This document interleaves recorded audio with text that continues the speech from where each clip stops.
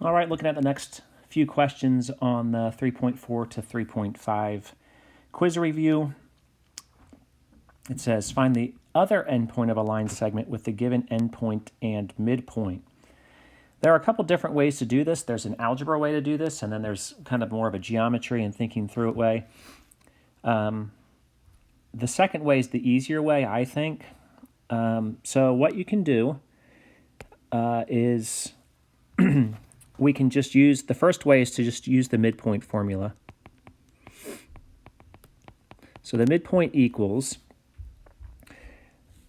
now we know that midpoint, so this is not one of our endpoints. We're not plugging this into the formula. We don't know the other endpoint, so we have to take x value. So we're trying to find another endpoint. We'll just call it xy. So we have, actually let's write out the formula first. X sub 1 plus x sub 2 over 2, and y sub 1 plus y sub 2 over 2. That's the midpoint formula. Now we actually have the midpoint, so we'll go ahead and put that in for the midpoint.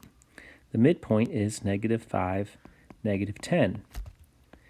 And that's going to equal, and we're going to use this formula now. Here's one of our endpoints, so we have -10 plus x over 2, and then -9 plus y over 2. Now what we are looking at here, we actually have a point equal to a point. So we have a point equal to a point, which means the x value, the -5, has to equal this. So -5 equals -10 plus x over 2. And then the -10 has to equal this.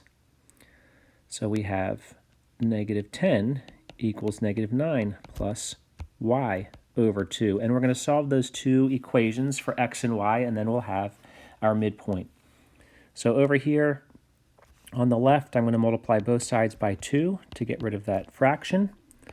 So this is -10 equals -10 plus x, because the 2's cancel. Well, adding 10 to both sides,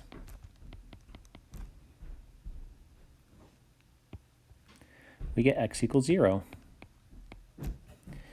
And then for the y value, we can multiply both sides by 2.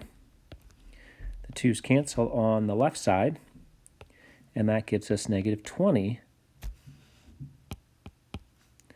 -20 equals -4 plus y. Adding 4 to both sides gives us y equals -16. So our midpoint, our other endpoint is 0, -16. So that was the algebra way to do that question. Now what we're going to do is we're going to do kind of a geometry way. So what you can do is just sketch these 2 points. They don't need to be in the right spot because we're just going to be thinking through them. So this, maybe we'll say this is -10, -9, and this one's -5, -10. Again, it's not the correct spot on a graph. It's just to help us visualize it. Actually, I'm going to change this. I'm going to move this back. Let's say this point is here, -5, -10. So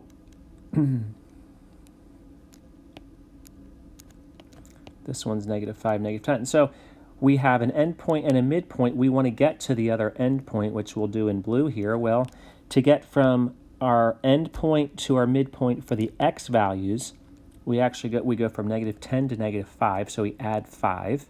So we should add 5 again. So -5 plus 5 is 0.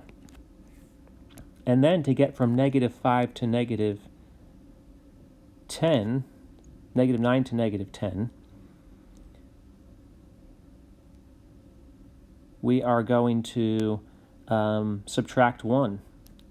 So -9 minus 1 gives us -10. Subtract 1 again gives us -11. And I'm noticing I got the wrong answer over my other one. And I'm noticing that because my negative 9 looks like a negative 4. So this should have been negative 9. And adding 9 to both sides would have given us negative 11. So it's good that we did this extra check. Negative 11 is the correct answer.